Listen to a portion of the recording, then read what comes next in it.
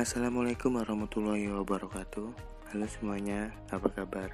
Perkenalkan dengan saya di sini Muhammad Rizky Rizmansyah, mahasiswa jurusan Perbankan Syariah NIM 12401173390. Di video kali ini, saya akan membahas hasil praktik pengalaman lapangan saya.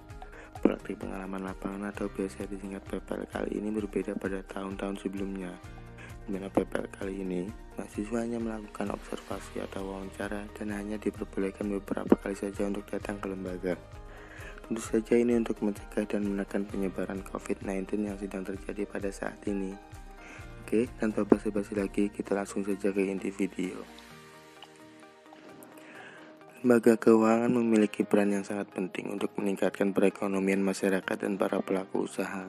Karena salah satu upaya meningkatkan perekonomian adalah dengan cara penyaluran dana, dan penyaluran dana ini dilakukan dengan perantara yaitu lembaga keuangan, baik lembaga keuangan bank maupun non-bank. Nah, salah satu contohnya adalah BMT Nusantara Umat Mandiri yang merupakan salah satu lembaga keuangan tersebut. BMT Nusantara Umat Mandiri ini dirintis atau didirikan oleh para tokoh besar NU di wilayah Kalidawir, serta mendapat dukungan dari beberapa praktisi lembaga keuangan dan lembaga pendidikan. BMT ini dijadikan sebagai wadah tempat pengelolaan finansial sesuai dengan prinsip syariah. BMT Nusantara Umat Mandiri merupakan salah satu lembaga keuangan pertama yang didirikan di wilayah Kalidawir. Didirikan pada hari Senin, tanggal 4 Juli 2018, pukul 7 malam waktu Indonesia Barat, bertempat di gedung MWCNU Kalidawir, Desa Karangtalun, Kecamatan Kalidawir, Kabupaten Tulung Agung.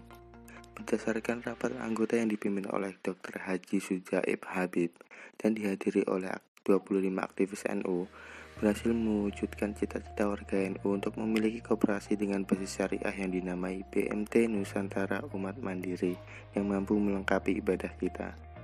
BMT Nusantara Umat Mandiri merupakan koperasi syariah yang terpercaya karena mayoritas warga Kalidawir adalah warga NU, sedangkan BMT sendiri pendirinya beserta pengurusnya adalah petinggi NU. Nah, uniknya pada susunan pengurus BMT ini memiliki jumlah 9 orang karena disamakan dengan simbol NU yaitu 9 bintang. BMT Nusantara Umat Mandiri ini menawarkan beberapa produk yaitu berupa pembiayaan, simpanan, dan talangan haji. Produk pembiayaan pada BMT Nusantara Mandiri memiliki pilihan akad yang bisa dipakai oleh para anggota dan calon anggota, yaitu murabahah, mudharabah dan musyarakah, dan ijarah, dengan persyaratan pengajuan oleh 2 orang, fotokopi identitas, fotokopi KK, fotokopi jaminan serta aslinya, dan terakhir fotokopi STNK. Selanjutnya ada juga produk simpanan. Sama halnya dengan pembiayaan, produk simpanan memiliki beberapa pilihan yang bisa dipilih oleh anggota maupun calon anggota, yaitu simpanan pelajar, simpanan amanah, simpanan maslahah, simpanan umroh, simpanan haji, simpanan kurban, dengan persyaratan berupa fotokopi identitas diri. Dan yang terakhir ada produk simpanan berjangka. Produk simpanan berjangka memiliki pilihan jangka waktu 1 bulan, 3 bulan, 6 bulan, 12 bulan, dan 24 bulan, dengan persyaratan berupa fotokopi KTP atau SIM. Nisbah yang ditawarkan pada produk simpanan pun juga menarik. Pada simpanan pelajar, nisbahnya 25:75, pada simpanan amanah 20:8, pada simpanan maslahah nisbahnya 30:70, pada simpanan umroh nisbahnya 35:65, simpanan haji dengan nisbah 35:65, simpanan kurban nisbahnya 35:65. Pada simpanan berjangka memiliki nisbah yang berbeda tergantung pada jangka waktunya. Yang pertama, pada jangka waktu 1 bulan nisbahnya 30:70, jangka waktu 3 bulan 35:65, jangka waktu 6 bulan nisbahnya 40:60, jangka waktu 12 bulan 45:65, dan yang terakhir pada jangka waktu 24 bulan nisbahnya 50:50. Dan yang terakhir ada talangan haji. Bagi yang ingin berangkat haji bisa mendaftar ke BMT Nusantara Umat Mandiri ini ya.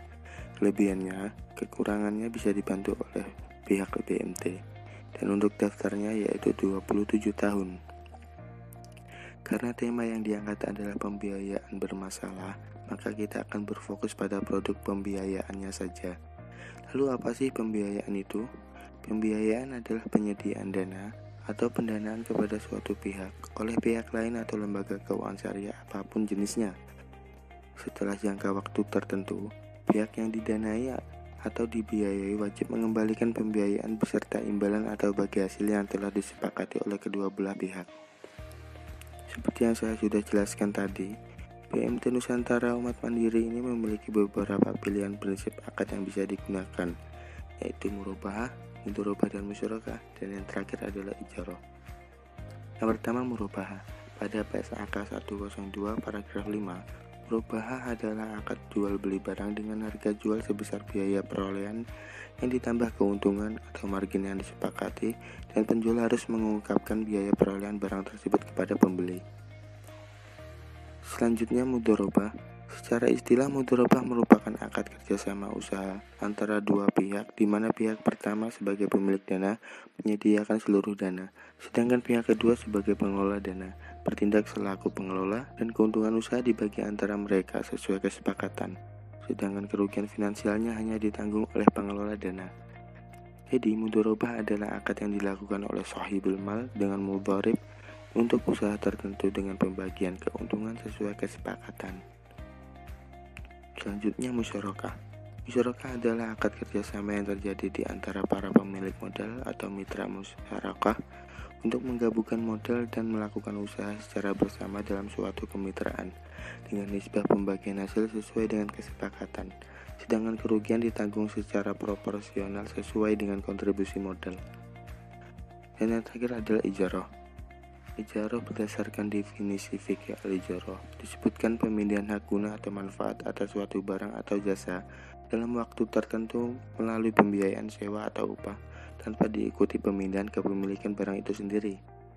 Dari ketiga pengertian tersebut kita dapat menemukan perbedaannya, di mana murabahah merupakan akad yang menggunakan prinsip jual beli, mudharabah dan musyarakah menggunakan prinsip kerjasama, dan ijarah adalah prinsip sewa menyewa. Lalu pada BMT Nusantara Umat Mandiri, pembiayaan murabahah dan ijarah lah yang sering digunakan oleh para anggota. Tentu saja di semua pembiayaan pasti memiliki risiko pembiayaan bermasalah, dan ini juga dialami oleh BMT Nusantara Umat Mandiri.